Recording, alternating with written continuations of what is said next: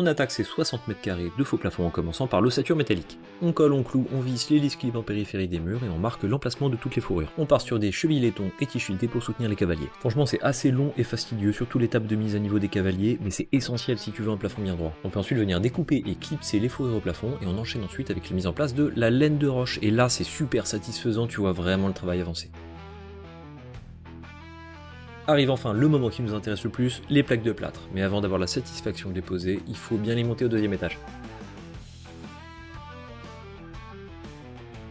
C'est le moment de sortir l'un de mes jouets préférés, ce petit bijou qui est la mitraillette à placo Festool.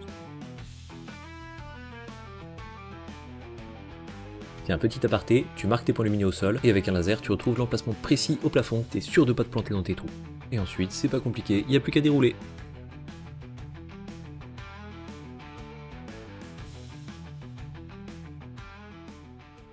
Là, je vais m'amuser à faire une découpe en encoche autour de la cloison ultra solide que j'ai réalisée la dernière fois. Je suis pas mécontent du résultat, les gains en attente arrivent pile poil où je les voulais. Comme on n'est jamais vraiment dans un carré parfait, on a quelques petites découpes de précision à effectuer. Bon là ça fait plaisir, on commence vraiment à se rapprocher de la fin, et en plus Elsa est venue me donner un coup de main sur la dernière journée. Allez on pose le dernier morceau et c'est terminé. Ça change tellement l'aspect du chantier. La prochaine étape c'est les cloisons, j'ai hâte de vous montrer ça.